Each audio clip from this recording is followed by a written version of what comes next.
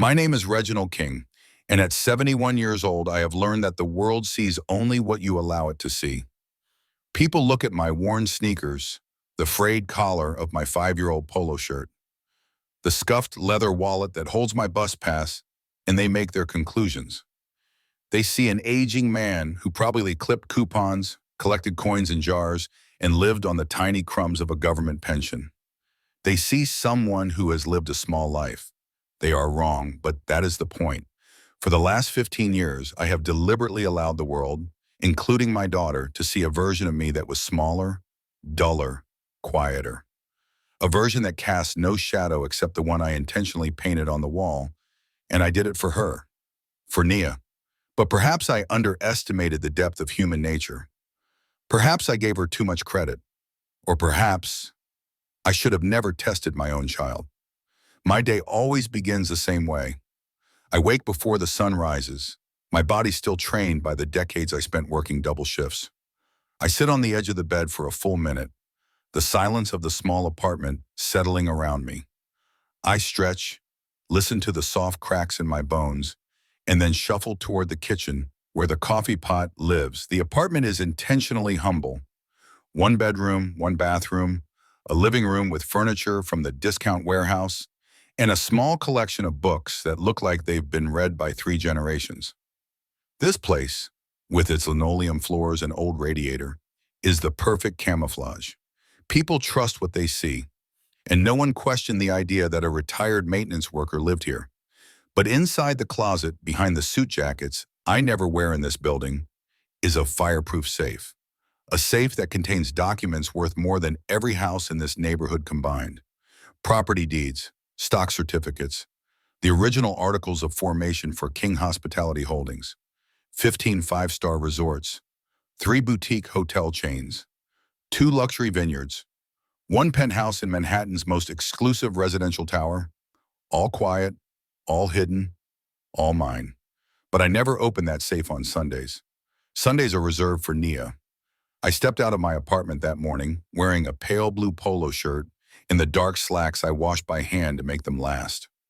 The city air was cool against my skin as I made my way to the bus stop. The number 27 bus is old, loud, and always a little late, but I have never minded. I like watching the city move. I like seeing the people, rushing, arguing, laughing, living, and feeling like I am part of something larger. When you drive a luxury car, you are sealed off from the world. On a bus, you are simply a man among men. The ride across town was slow. The bus smelled faintly of gasoline and rain-soaked coats. A mother tried to keep her toddler entertained with an empty bottle. 2 teenagers argued quietly about who cheated, on whom. An old man snored loudly in the back. I listened to it all with a strange sense of calm. I arrived outside Nia's gated community 40 minutes later. The security guard looked at me with the same expression he always did, mild impatience mixed with pity. He waved me in after writing Reginald King visiting daughter on the clipboard. Nia's house sat at the end of a curved street lined with manicured lawns and large homes that looked identical except for the color of their shutters. 4 bedrooms, 3 bathrooms, 2-car garage. A perfect box of suburban comfort. I paid the down payment 6 years ago. Nia told Blake she got a bonus at work. I never corrected her. As I walked up the driveway, I heard laughter inside. Blake's loud, boisterous laughter mixed with the softer, clipped giggles of his mother, Jeet. I knocked gently, and after a long moment, Blake opened the door. His eyes flicked over me, my shirt, my shoes, the bus card in my hand, and there it was. That expression, that little smirk he didn't even try to hide anymore. "Reg," he said, as if the one-syllable version of my name cost less effort. "You're early." I wasn't. I was right on time, but I smiled anyway. "Traffic was light," I said. He nodded, already turning away as if I were a delivery driver dropping off a forgotten package. Inside, the smell of roasted lamb filled the air, seasoned with rosemary and garlic. Nia was in the kitchen wearing an apron, her hair pulled back, humming softly as she plated the vegetables. She looked up and smiled when she saw me. "Hi, Daddy." For a moment, everything in me softened. I kissed her forehead. In the dining room, Preston and Geet were already seated. Preston wore a gold watch that he liked to position in the light so it could catch everyone's eye. Geet's nails were newly manicured, her hair freshly colored, her jewelry sparkling under the chandelier. Reginald, Preston said with an exaggerated nod, find anything good at the thrift store lately? He laughed at his own joke. Geet laughed too. Naya pretended not to hear. Blake smirked. I simply sat down and took a sip of water. Silence is the most expensive response a man can give. I learned that long ago. We began eating, and the table buzzed with talk about Blake's job, about his parents' country club renovations, about a new watch Preston wanted to buy. No one asked about my week. No one ever did. I was used to being invisible in this room. But I didn't mind. Invisible men hear everything.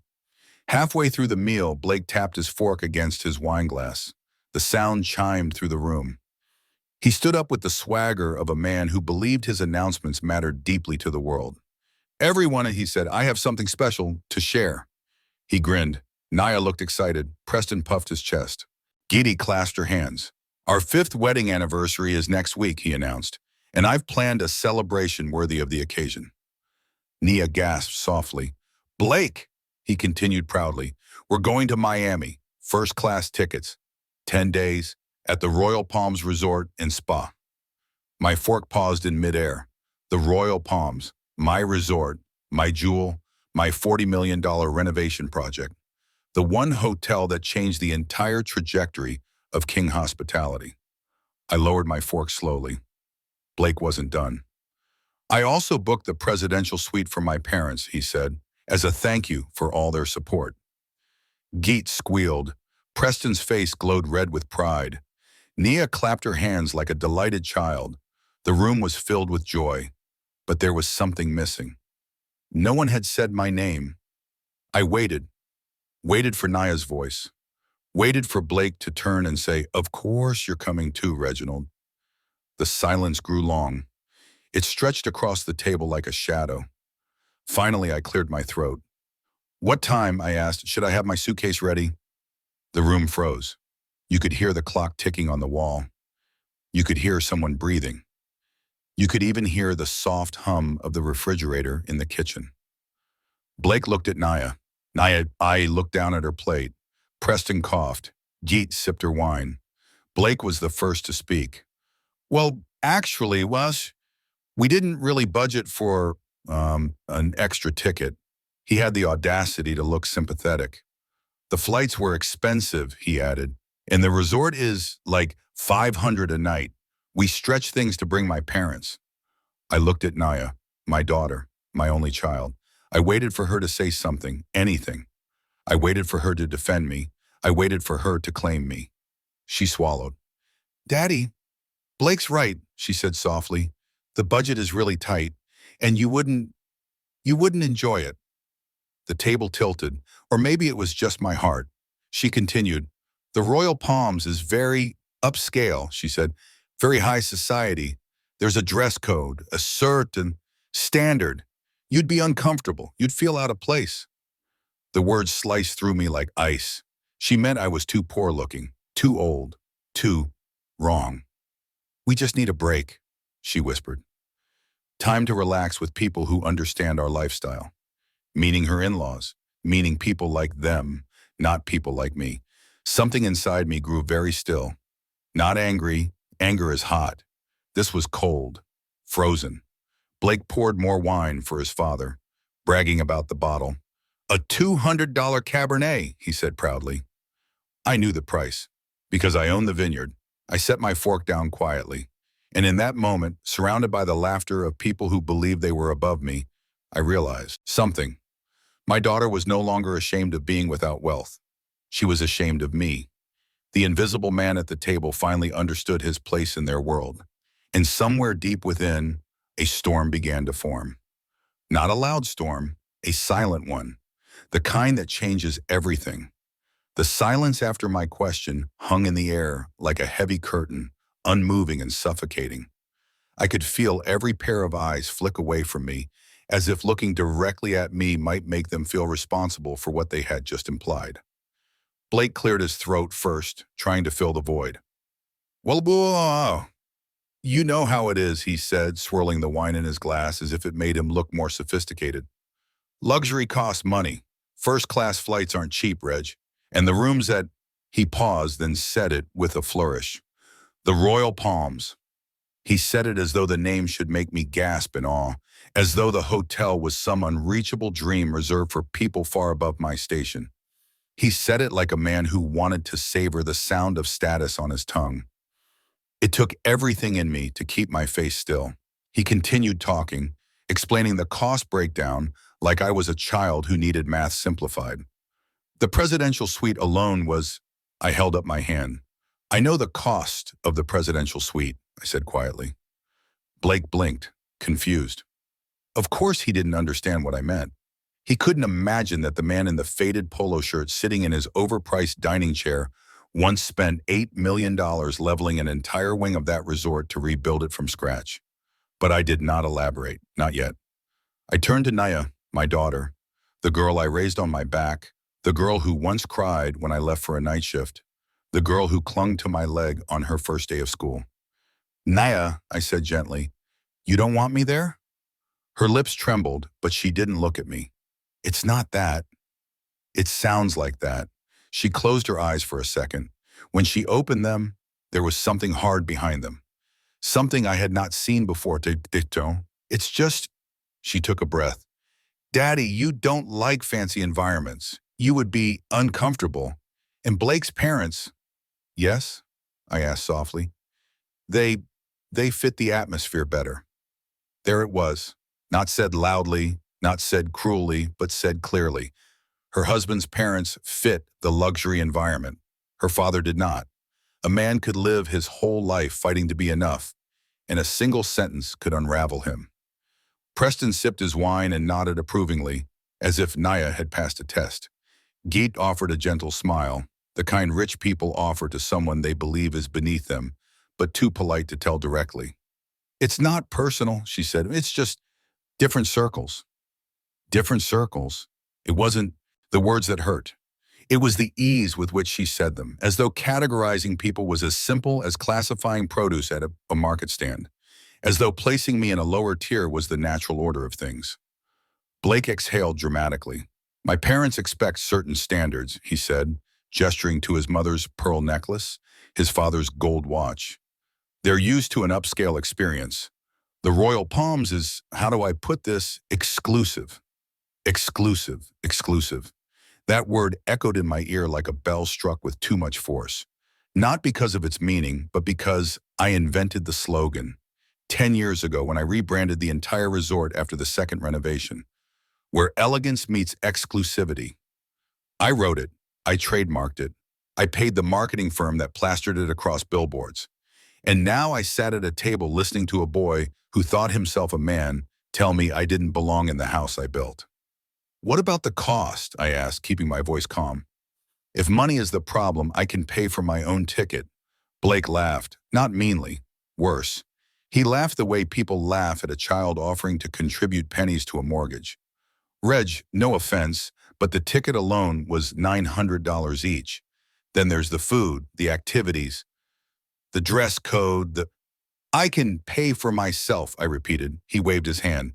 No, it's okay. You don't have to worry about any of that. We've got it covered. Well, we've covered what we can. Then he shot a proud little smile at his parents. You deserve to be spoiled, he told them. Nia nodded enthusiastically.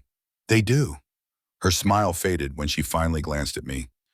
Daddy, we really just want a relaxing trip. And you know how you get when what? I asked. She hesitated. When you're around wealthy people, you get quiet, you keep to yourself. You don't know what to order at restaurants like that. You don't like dress codes. You prefer simple things. My heart cracked. Not loudly, not sharply, quietly, like old wood bending under pressure. I had spent 50 years pretending simplicity was safety. That being understated was wisdom. That invisibility was peace. But now I saw what invisibility truly was. Permission for others to look past you. Nia kept talking. And it's Miami, she said. There will be galas, fine dining, poolside events. Daddy, you don't even have anything to wear. That was the moment Preston finally spoke. Maybe Reginald would enjoy a simpler vacation, he said, lifting his wine glass.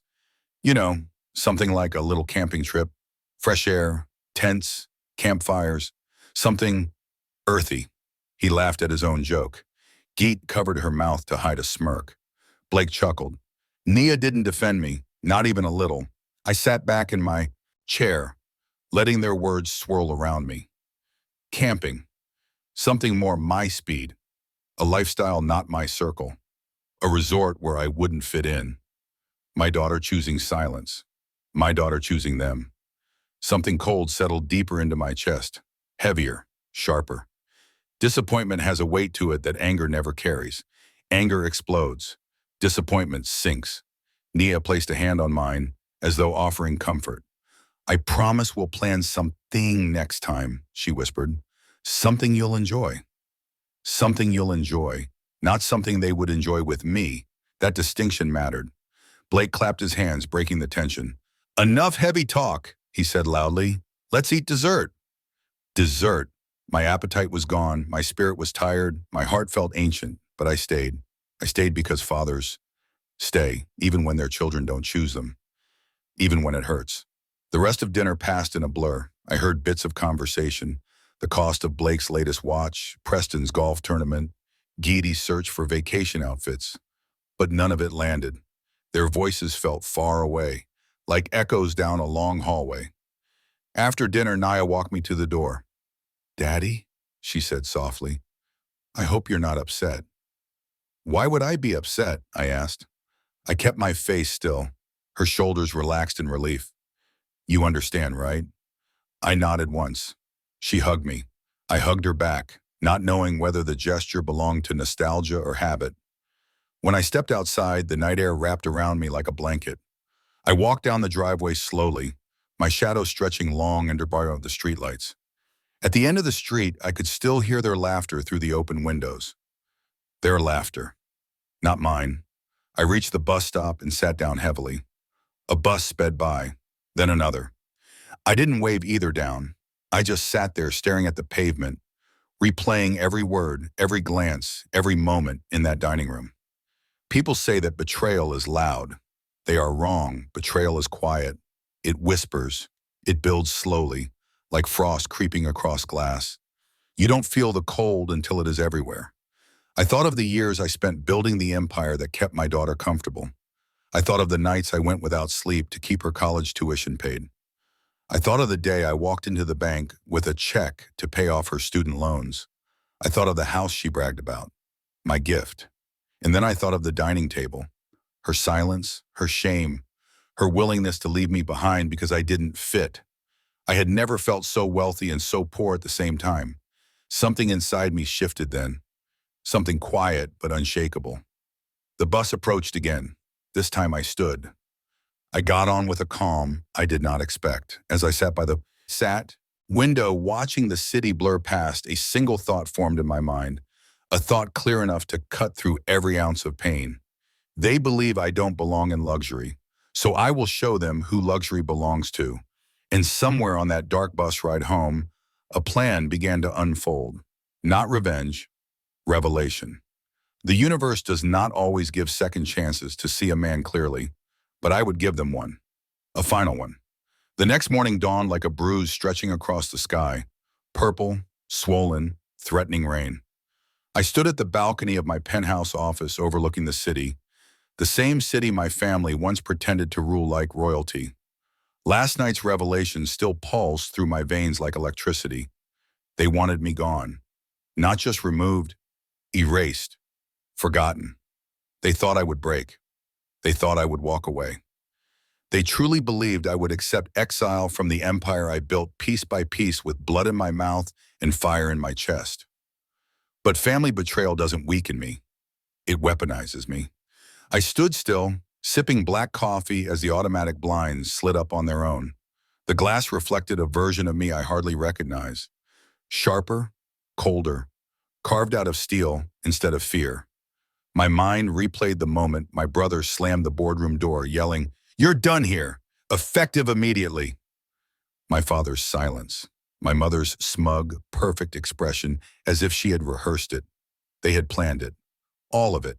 And that was their first mistake, assuming I wouldn't plan back. A soft knock echoed. "Come in," I said, not turning. My assistant, Ren, stepped inside. He carried a folder so thick it looked like it was stitched with secrets. "They made their move," he said quietly, placing the folder on the table. "And we've analyzed every angle. Would you like the breakdown?" I nodded once. He opened the folder, revealing a diagram. My family's structure, their assets, their weaknesses, their private movements. Every detail gathered before they even realized I was preparing for war. "Your father transferred the company's emergency capital to a private trust last night," Ren said, "under your brother's oversight." I smirked. Predictable. "And," he added, sliding another sheet forward, "your sister liquidated her personal shares this morning, quietly, through an offshore account." Of course she did. Always the one who smelled storms before they hit. But even she underestimated me. "Good," I said. "Let them reposition their pieces. A battlefield is easier to control when everyone steps exactly where you expect." Ren hesitated. "There's something else. Something you probably won't like." I turned my gaze toward him sharply. "Say it," he exhaled. "Your mother met with a private investigator last night." I laughed. Actually laughed. "Oh, she's accelerating," I said. "They think I'm going to strike recklessly. They think I'm emotional." "You're not?" Ren asked cautiously. "Emotion is not a weakness," I replied. "It's a weapon, but only when aimed." I walked across the room, heels clicking like countdowns, and pulled open the drawer behind my desk. Inside sat a small, black, leather-bound notebook. My war book.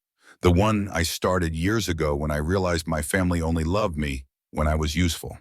I opened it to the first page where 6 names were written. Every person who tried to sabotage me. Every person who owed me a debt in pain. I added 3 more names. My father, my brother, my mother. Then I flipped to a clean page. Chapter, Retaliation Rule 1. Never strike first. Rule 2. Never let them see you bleed. Rule 3. Make your enemy destroy themselves. Ren cleared his throat again. "What's the plan now?" I closed the book with a satisfying thud. I said, "we start with the one who thinks they're safest." He frowned. "Your father?" I shook my head slowly. "No, my brother, he thinks he's powerful now. He thinks taking the CEO title makes him untouchable. But power gained fast is fragile." I walked to the window, watching the skyline shimmer as the sun fought its way through thick clouds. "Prepare the leaks," I said. "The financial discrepancies, the emails, the board's doubts about his competence. Everything." Ren looked stunned. "All at once?" "No," I replied. "A drop at a time. Let him panic. Let him scramble. Let him suffocate under the weight of his own lies." Outside, thunder rumbled. The city shifted under the storm, mirroring the chaos I was about to unleash. "By the time the board realizes what's happening," I whispered, "they won't know who to blame, and he will be too busy drowning to accuse me." Ren nodded, taking notes rapidly. "And your mother?" I paused. "My mother," I said slowly, "requires a different strategy. She's patient, strategic.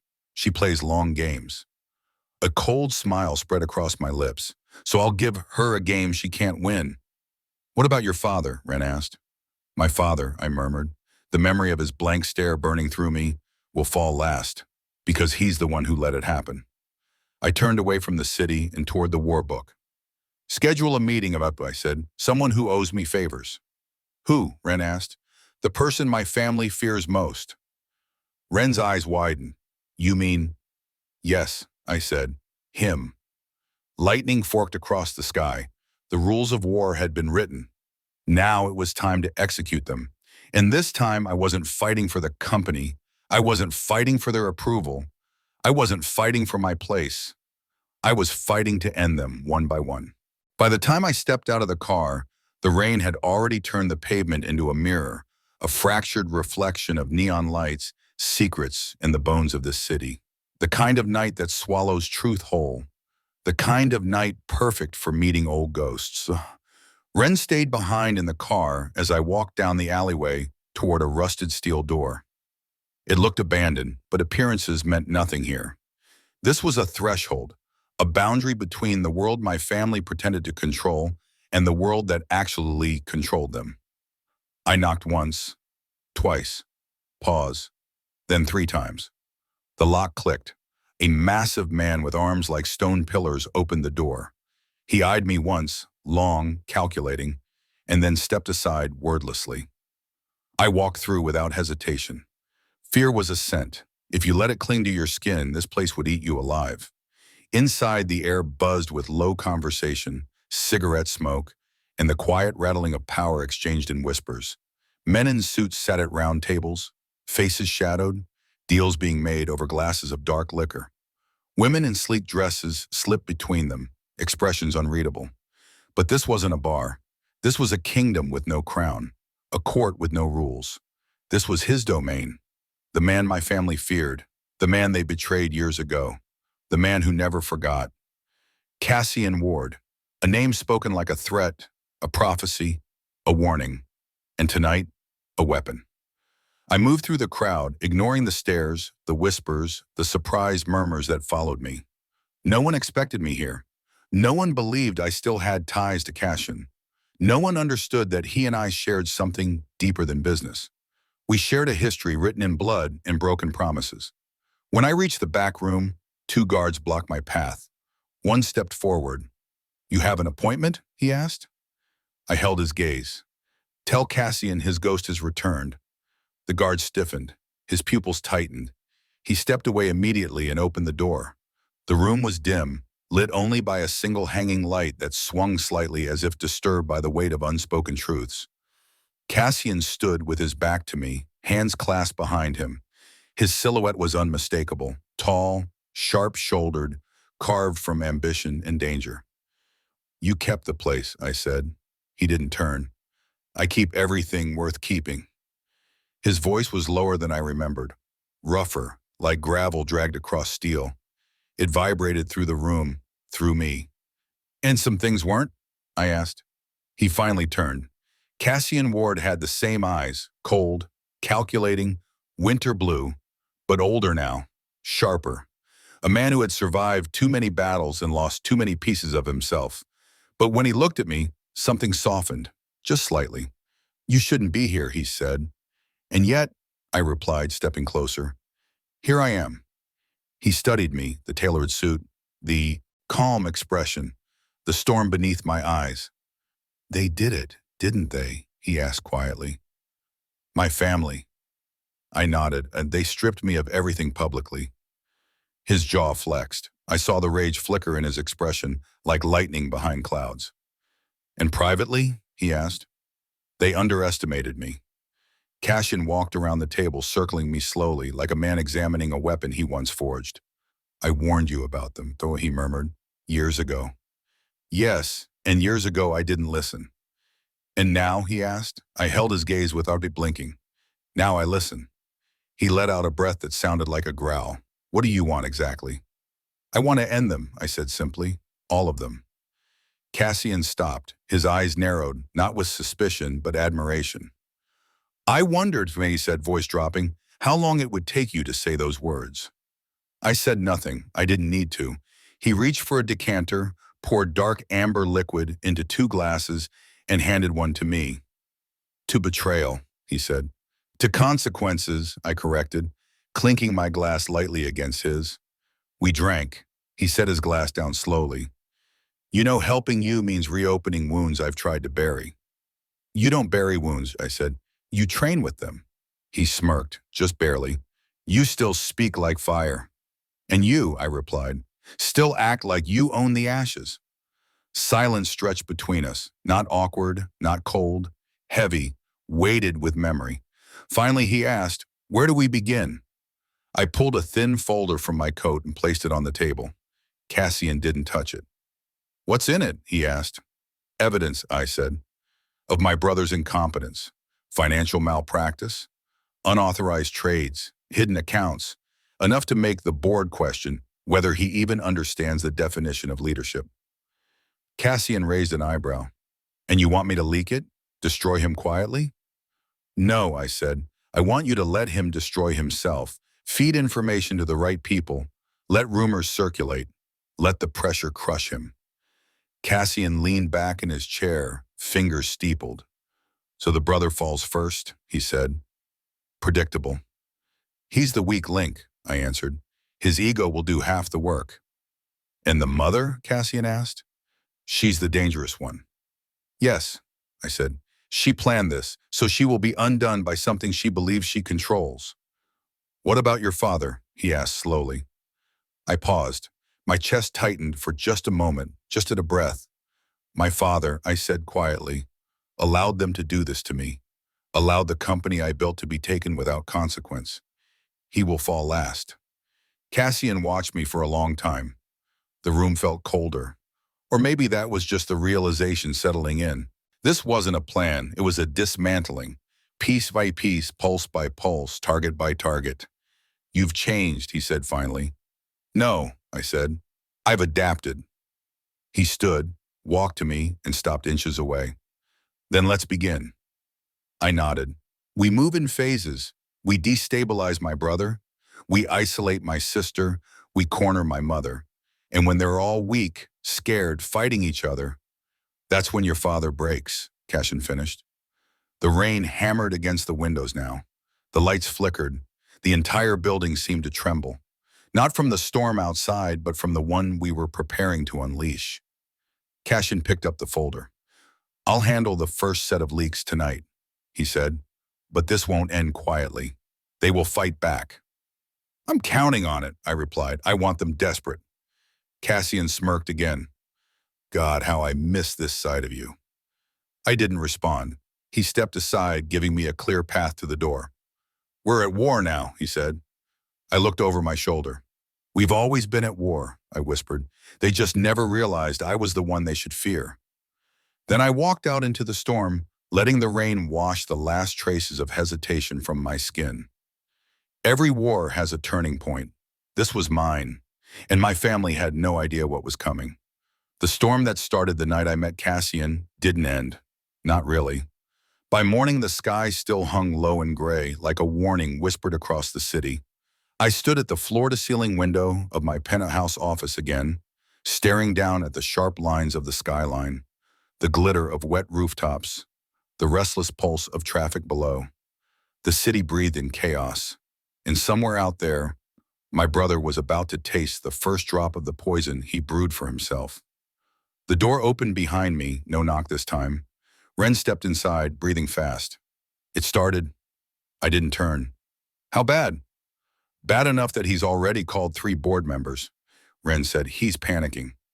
I smiled faintly. Good. Ren walked closer, placing a stack of printed emails on the desk. Cassian delivered the leaks exactly as planned, he reported. Anonymous tips, internal whistleblower rumors, attachments with enough credibility to terrify the board. And their reaction? Confusion first, Ren said, then denial, then anger, typical cycle. And my brother? I asked.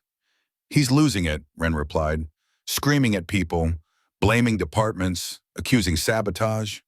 I laughed quietly. He'll unravel faster than I predicted. He already is, Ren added. He demanded a private meeting with your father in an hour. Perfect, I said. Let the rot spread from within. Ren hesitated. Should we worry? If they suspect? They won't, I interrupted calmly, because nothing I do will ever leave fingerprints. I stepped away from the window, walking toward my desk. Ren followed. Today is crucial, I said. It's not enough to destabilize him. We need him humiliated, cornered, exposed. Do you want Cassian to release more? No, I said, not yet. Too much pressure at once will make them unify against a common enemy. I want them turning on each other. Ren nodded slowly. So, today we let them fight among themselves? Exactly. I pulled out my war notebook, flipping to a new page. Phase 2. Fracture the alliance target. My sister. She always believed she was smarter than everyone else. She operated quietly, strategically. Unlike my brother, she didn't crave the spotlight. She preferred to pull strings from behind curtains, and that made her dangerous, but not invincible. She sold her shares, I said. Did we confirm where the money went? Ren handed me another folder. Yes, she funneled it into a shell company. We traced it. And? And the shell company belongs to her husband. I stopped flipping pages. Her husband? Yes, he said carefully. And he also moved funds, a significant amount, without declaring anything. I felt something click into place. She's running, I whispered, or preparing to. Ren nodded, or hiding something huge. I closed the folder slowly. Perfect. We give her a reason to doubt her own husband. Ren blinked. You want to split them? Yes, I said coldly. A united family is a shield. A fractured one is a gift. I leaned back, the plan crystallizing in my mind. We leak the financial inconsistencies to her privately. Anonymously, I instructed. We make it look like her husband is planning to abandon her, hide assets, distance himself legally. Ren looked horrified. That will destroy her marriage. That's the point. He swallowed hard but nodded. Once she's emotionally compromised, I continued, she'll no longer strategize logically, and she'll turn against my brother. She always blamed him for everything. It won't take much to make her see him as the source of her downfall, too. Ren scribbled notes, his expression conflicted. And what about your mother? He asked. She's watching. I smiled without warmth. She'll wait before making her move. She always waits, but she will interfere at the worst moment for them and the best moment for me. Ren exhaled slowly. This is intense. It's only the beginning. A soft buzz echoed from my phone. A message from Cassian. It's done. Your brother is drowning. Want to watch? So I grabbed my coat. Ren, I said, we're taking a field trip. To where? To witness the beginning of the collapse. The boardroom. The boardroom was chaos by the time we arrived. Ren and I stood behind the tinted glass wall of the observation corridor, unseen, silent, invisible. Inside, board members shouted across the long polished table. My brother looked pale, sweating, his posture rigid with panic. My father sat at the head of the table, face unreadable. And my mother? Her expression remained disturbingly calm, too calm. She watched everyone with predator-like stillness. She knows something's wrong, Ren whispered. She always does, I murmured. Inside, a board member slammed his fist on the table. We trusted you, he shouted at my brother. These financial discrepancies are unacceptable. It's not what it looks like, my brother yelled back. Then explain, and another demanded. My brother sputtered, stammered, lied badly. My father rubbed his temples. Son, this is a serious accusation. Boom. My brother looked betrayed. Dad, you believe them? Over me. Give us proof, my father said. That's all. My mother's lips curved, just slightly, not sympathy, not worry, recognition. She realized she wasn't the mastermind anymore. Someone else was pulling strings, and she didn't like it. Oh, she knows, I whispered. She smells the war. She doesn't know it's you, Ren said. She will soon, I replied, and that's when she'll make her mistake. Inside, the argument escalated. Board members demanded answers. My brother shouted. My father grew frustrated. My mother narrowed her eyes at each man like she was memorizing weaknesses.